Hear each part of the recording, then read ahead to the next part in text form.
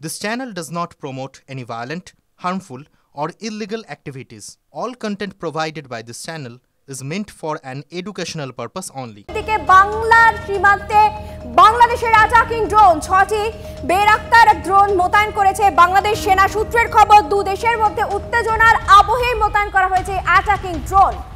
সোমনাথ ভট্টাচার্য আমাদের সঙ্গে এই মুহূর্তে টেলিফোনে রয়েছেন। কি হচ্ছে, কেন হঠাৎ করে এইভাবে অ্যাটাকিং ড্রোন মোতায়েন করা হলো? অ্যাটাকিং ড্রোন কেন মোতায়েন করা হলো সেটাই বুঝে ওঠা যাচ্ছে না। অ্যাটাকিং ড্রোন জিনিসটা এমন একটা সরঞ্জাম যা দিয়ে কিন্তু হামলা চালানো হয়।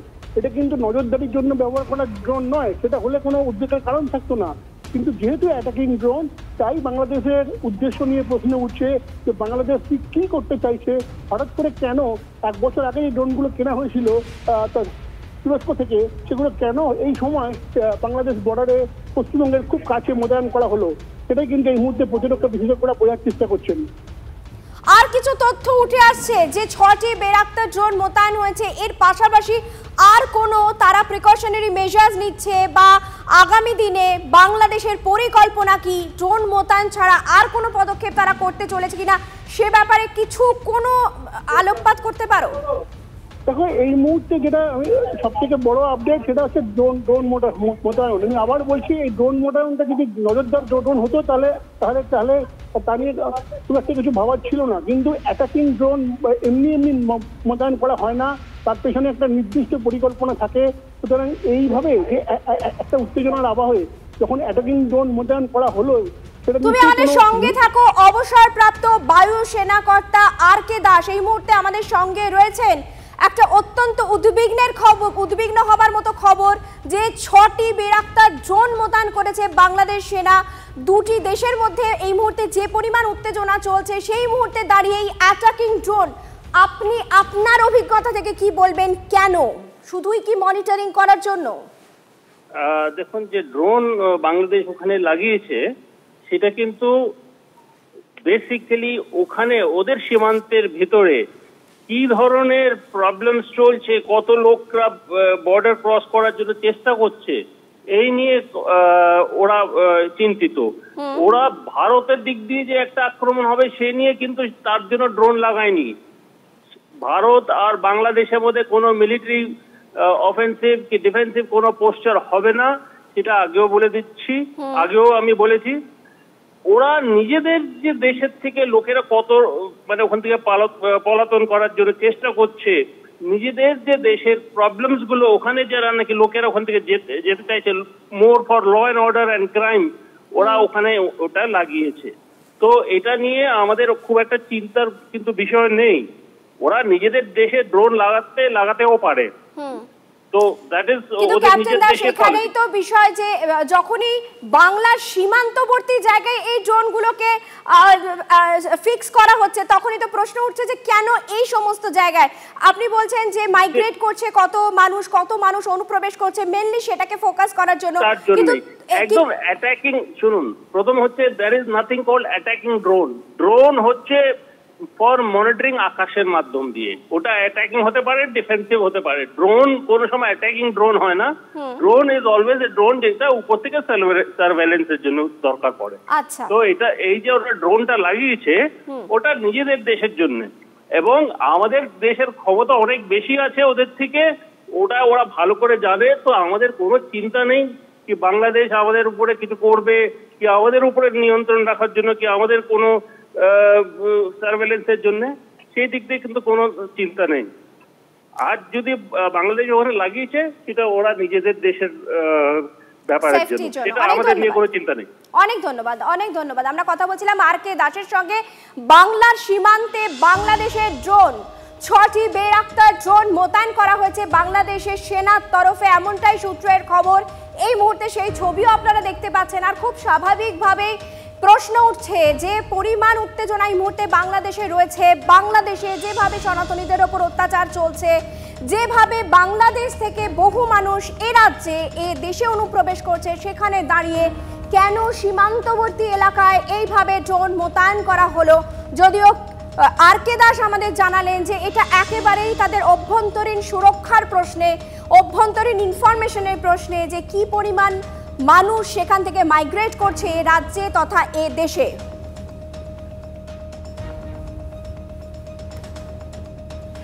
বাংলাদেশি হিন্দুদের ওপর অত্যাচার একেবারেই অব্যাহত। এর ভয়ে তিলক মুছে কঞ্চিমালা খুলতে বাধ্য হলেন এক হিন্দু।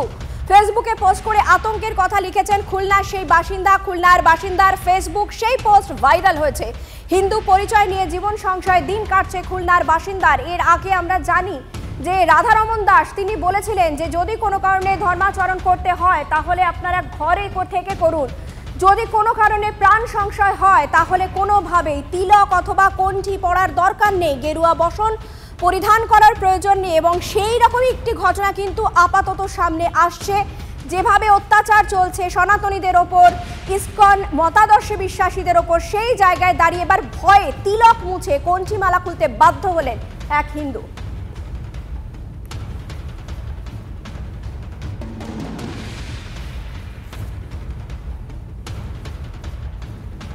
দুইজন আমাদের ভক্তকে, যারা কংগ্রেগেশনের ভক্ত, ওরা প্যান্ট শার্টে ছিল কিন্তু একজন কণ্ঠি পরেছিল, তো কণ্ঠি দেখে ওর পুরো মুখটা ফাটিয়ে দেওয়া হয়েছে। এরকম যদি স্থিতিটা ডেঞ্জারাস, সেই জন্যই আমাকে যেও ফোন করে বাংলাদেশ থেকে আমি এটাই বলছি কি সিচুয়েশন খুব খারাপ, আপনারা তিলক করুন না, জল থেকে তিলক করে নিন, কণ্ঠি লম্বা করে পড়ুন, আর ধুতি কুর্তা পরবেন না, নর্মাল হয়ে যান, নাহলে প্রাণ তো, ভক্তের প্রাণও তো একটা মূল্য আছে না, এত সেবা করছে।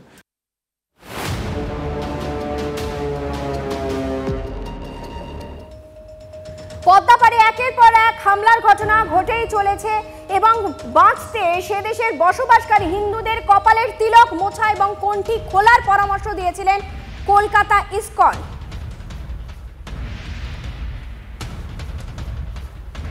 ফতোয়ার পর এবার বাংলাদেশে হিন্দু মহিলাকে পিটিয়ে খুন। আরো একটি বিষয় সামনে আসছে, অর্থাৎ একটি ভয়ঙ্কর খবর। গতকাল পর্যন্ত আমাদের সামনে অনেকগুলো টুকরো কোলাজ উঠে এসেছিল, যার মধ্যে ছিল সনাতন ধর্মী যারা, তাদেরকে পিটিয়ে মারা হচ্ছে, তাদেরকে নির্যাতন চালানো হচ্ছে। উপাচার্য, তাকে সময়সীমা বেঁধে দেওয়া হয়েছিল, তিনি যাতে পদত্যাগ করেন। তার কি দোষ ছিল? তিনি ইসকন মতাদর্শে বিশ্বাসী ছিলেন। গতকাল এই ফতোয়া জারি করা হয়েছিল যে বাংলাদেশে কোনো মহিলা বাজার দোকান করতে যেতে পারবেন না। আজ থেকে সেই বিষয়টি লাগু হয়ে গেছে বাংলাদেশে। আর তার মাঝে এবার হিন্দু মহিলাকে পিটিয়ে খুনের ঘটনা ঘটল। ইউনুস জমানায় বাংলাদেশে হিন্দু নিধনের গভীর ষড়যন্ত্র, রেহাই পাচ্ছেন না প্রৌঢ়া। বাংলাদেশের খাগড়াছড়িতে সনাতন জাগরণী মঞ্চের আহ্বায়কের বাড়িতে রীতিমতো তাণ্ডব চালায় কট্টরপন্থীরা। বাধা দিতে গেলে ওই মহিলাকে এমন মারধর করা হয় যে পরবর্তীকালে তার মৃত্যু হয়। 5ই আগস্ট থেকে আরম্ভ হয়েছে এবং তারপর থেকে হিন্দু সম্প্রদায়কে নিশানা করা হচ্ছে। যারা এখন বাংলাদেশ চালাচ্ছে, বাংলাদেশের তো সরকার নেই, কোনো নৈরাজ্য আছে। এই নৈরাজ্যের মাথায় একটি ফুটবল আছে, তার নাম হচ্ছে মোহাম্মদ ইউনুস। এই ইউনুস ফুটবলের মতন কখনো এই দল থেকে লাথি খায়, ওই দল থেকে লাথি খায়। কারা লাথি মারে?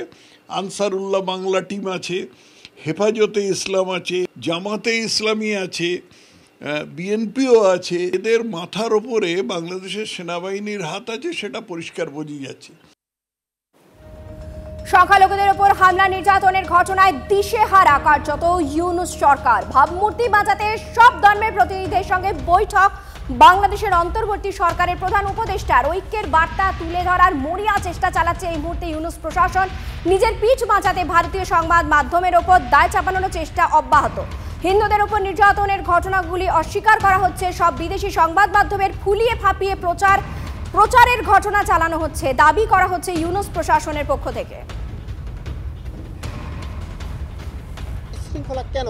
যদি কেউ করে থাকে সেটা নিশ্চিত করে আপনাদের গণমাধ্যমকে আহ্বান করব, যে করেছে, হ্যাঁ আমাদের এক ভাইকে মেরেছে, কিন্তু এই ভাইকে কে মেরেছে তাকে খুঁজতে হবে।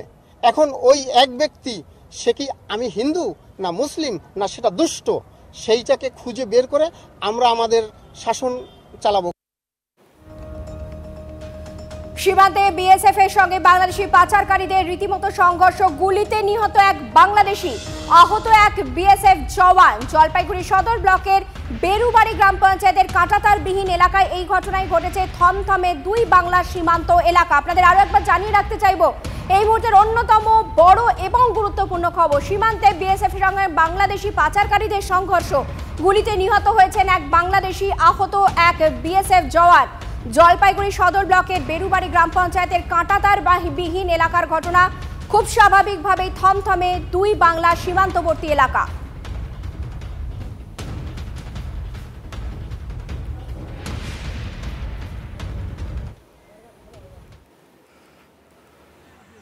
এই মুহূর্তে যে ছবি আপনারা দেখছেন সেই ছবি, যেখানে জলপাইগুড়ির যে জায়গায় এই ঘটনা ঘটেছে, যেখানে বিএসএফ জওয়ানের সঙ্গে রীতিমতো গুলির লড়াই হয়েছে এবং সেখানে একজনের মৃত্যুর খবর পাওয়া যাচ্ছে, একজন বিএসএফ জওয়ান আহত হয়েছে।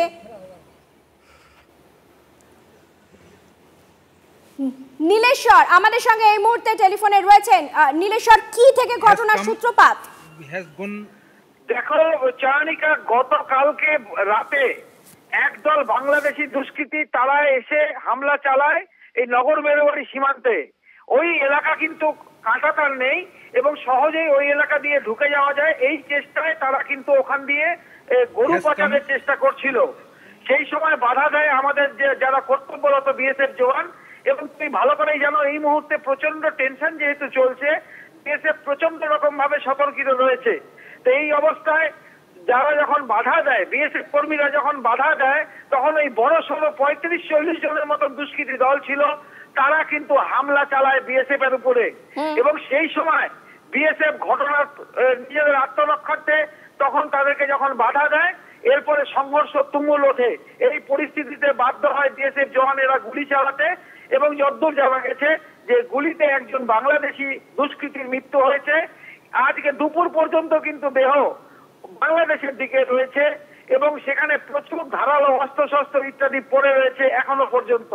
এই ঘটনায় একজন বিএসএফ কর্মী মারাত্মকভাবে জখম হয়েছে। আজ সকাল থেকে নিরাপত্তা আরো কতটা আঁটোসাঁটো করা হয়েছে?